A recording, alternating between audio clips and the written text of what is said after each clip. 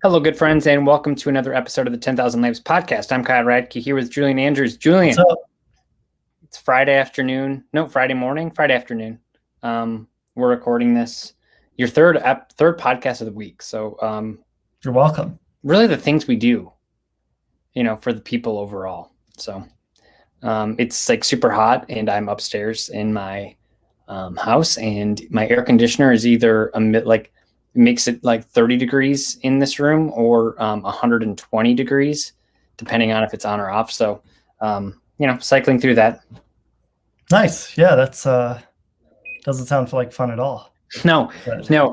This should be a pretty quick podcast. We're going to go over some quick Timberwolves tidbits, just like news over the last 10 days that we haven't really touched on, nothing groundbreaking. But before that, we want to thank our good friends over at DraftKings. Basketball's over, but baseball is in full swing, literally. Put in your lineups, use the code TBPN if you're signing up and you're for the first time and you're going to deposit more than $5, which I would recommend. Also, do their free pools. They're really, really fun, and they're free, and you can win money. And then in a month or so, you're going to be able to start putting in football preseason lineups, which seems absolutely wild to me. But I guess that's how time works. So, and also a big shout out to our friends over at 3 Star Sports Cards. There's one in Bloomington, one in Little Canada. Check them out online at 3starsportscards.com. They help with everything you need, whether it's you need equipment with your card holders or organization, and they have all the new products there as well. And you can check out their website. They do breaks too if you're looking to maybe get high-end products at a cheaper price. So go check them out and tell them the 10,000 Lamps podcast sent you. That's been a really fun partnership for us. All right, Julian, we have 3 topics that I kind of want to discuss. Should be pretty quick. So the sale is official. Yep. The Timberwolves have announced that Mark Lowry and Alex Rodriguez are partners of the ownership group. Of course, it's not like the full partnership. That won't happen until, I think, 2023. But statement from the group of Lowry and Rodriguez: we are honored to officially join Glenn Taylor and the ownership group of the Minnesota Timberwolves and Lynx organization. In this next chapter, we look forward to working together with the organization, getting to know the players and devoted fans, and actively engaging in the community. Thank you to Glenn and Becky Taylor for their partnership throughout this process.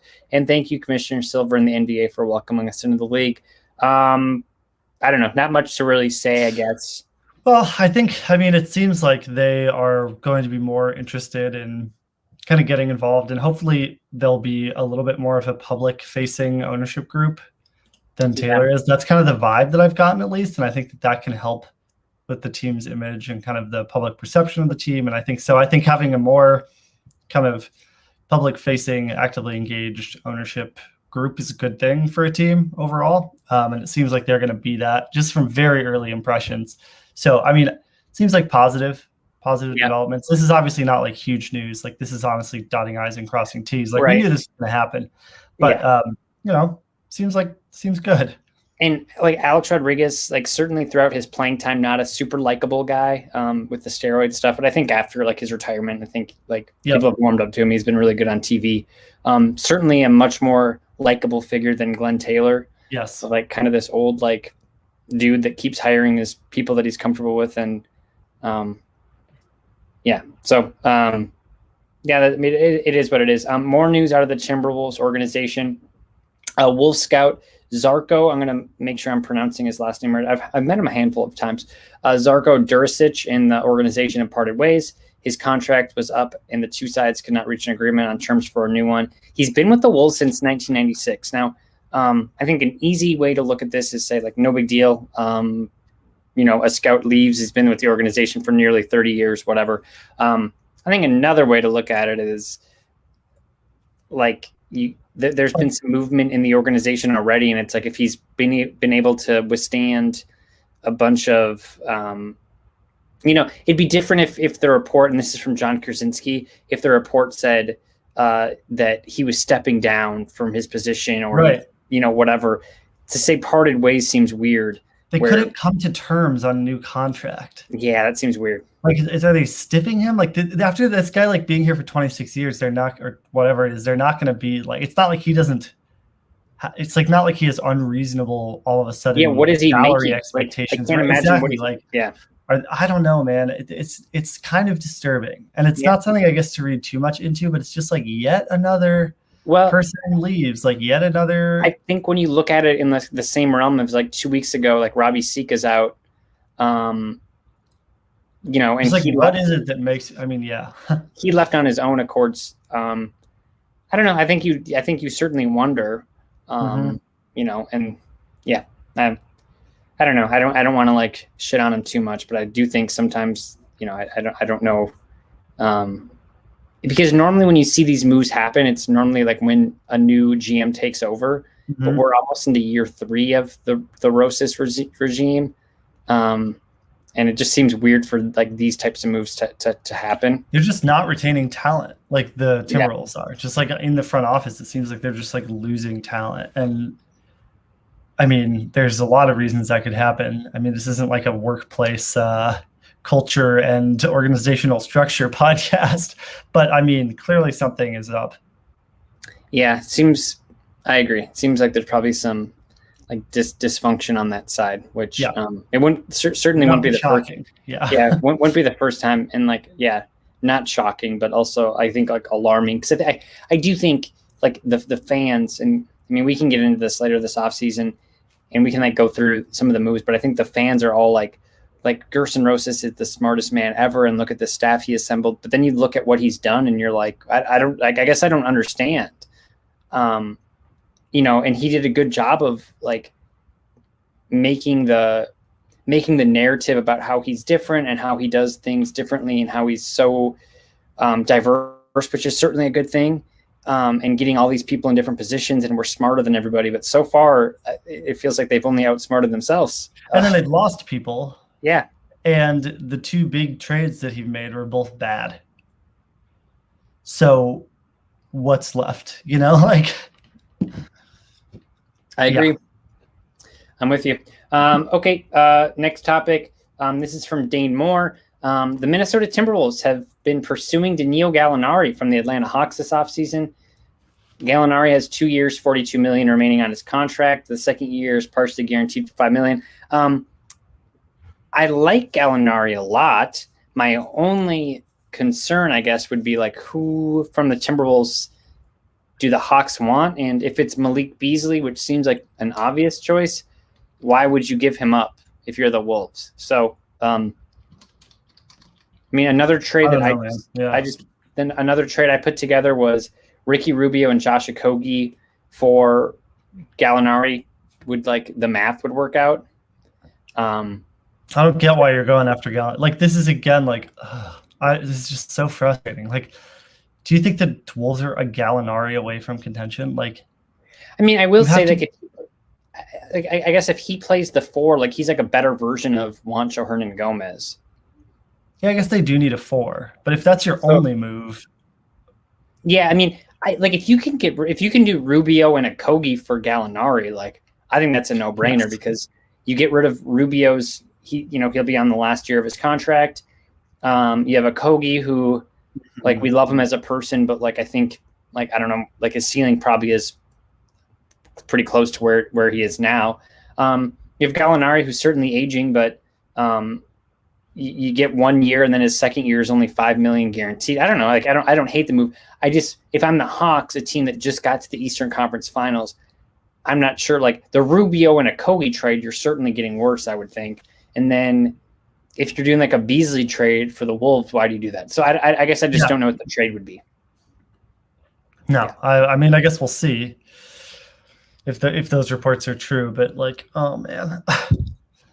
Yeah, let's look at Gallinari's stats quick. Actually, I mean, he's fine. Like, I don't want this to be interpreted as like I don't think Gallinari is good, because I mean I think Gallinari is a good player, and he's fine on the Hawks. He had like a couple of years of being really good in OKC. So he'll be 33 years old next year. He only played in 51 games last year. Yeah, 13 points, 4 rebounds, shot 43% from the field, which was his worst mark since 2017. Shot 40% from 3. Yeah, I mean he's fine. So like, I mean, if you're buying low here, like if you're paying for that guy that you just kind of read off, and you are getting a guy from previous seasons, it could be a good trade, But if you're paying for a guy from previous seasons after he just put up this not very good season or like pretty average season, that just doesn't feel like the type of risk that the Wolves like are good enough to make. Yeah, no, I agree. And I think if we really want to dive in here, you'd say to yourself, if the Wolves got Gallinari for $19 million and they still have Hernan Gomez, who has a cap hit of $7 million, so all of a sudden you're paying $26 million for a powered forward position. And we talk about this trade quite a bit because the Wolves were so hesitant on signing Dario Saric. Dario Saric is due $8.5 million next year.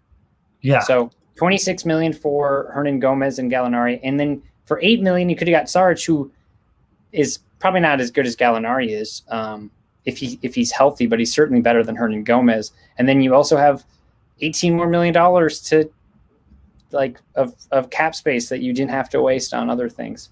And you had the 11th pick. And you would have the 11th pick. Okay. But hey, listen, it's all Gerson's master plan, Kyle. It's a master plan. No questions.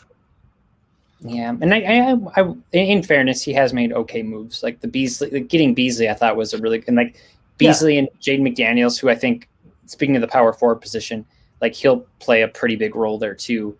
And if Hernan Gomez is part of the trade to get Gallinari, then I guess it kind of works out because you're getting McDaniels those minutes back. So some good moves, but like I think the moves that we talked about it enough. I mean, nobody makes perfect. Nobody's like going to bat 100 or bat 100. Lots of people could bat 100. Yeah, I was going to say I can do that. Nobody's going to bat 1,000. In being a GM, but I do sometimes think we like are like all of like we just like look at Gerson's moves that did work out and totally ignore the ones that didn't. And I get that there's some kind of wishful thinking going on because you want the team to be good. Well, I guess my thing is like we forget that there's really smart people on the other side of these trades too. Right. Where every time we make a trade, we think we're outsmarting these teams. And like in some of these, like the Warriors, right? Like a super smart franchise for the last 15 years, like they haven't been outsmarted very often.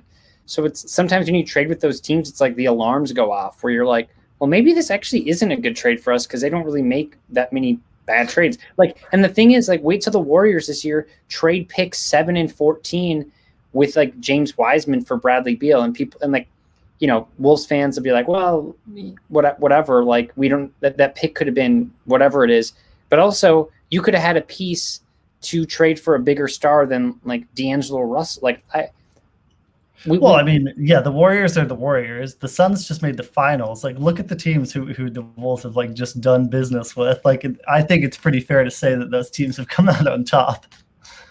I agree. I agree with you. Okay, let's go to the Timberwolves are doing an open practice and scrimmage on August 6th. They're calling it the Summer League Jam Session. Oh yeah, baby. But no, it is like a good idea. It's a cool idea. It's a really good idea. Yeah, I think I actually saw this and I was like, this is good. Yeah, similar in the realm of like where Flip Saunders did like the Dunks After Dark. And fans who register will be able to attend an October home game, courtesy of the new owners, which that's cool. Super smart marketing move. It's going to hopefully just like get more people in the building, maybe engage some fans in a new way. This is kind of what got me thinking about the new ownership group. I was like, this is cool. Like Glenn never would have like done an Instagram live video or whatever, or like a Twitter video announcing this like they did. And I think that's good. It's like, I think we have to like draw the balance between being optimistic and being like, yes, these are good things. Like, it seems like this is a positive change. And just being like, yes, oh my God, everything they do is perfect. Because I just feel like there's this, and this is what happens with Gerson. It's like there's these extremes that exist in this fan base where it's like everything sucks or everything is perfect, and neither one of those are true. Like, the Wolves are in an okay position right now. It seems like they might be getting slightly better. We just have to wait and see. Everyone's favorite thing to do: wait and see. It's true. It's true. But it's true. Summer jam session sounds fun. Yeah, for that. All All right, Julian, that quick podcast. Nice. We have to get back to work, but thank you for listening, everyone. Back to our regular schedule of 2 shows next week. So, Julian, you have a good weekend. Stay cool, and everybody else, we'll talk to you next week.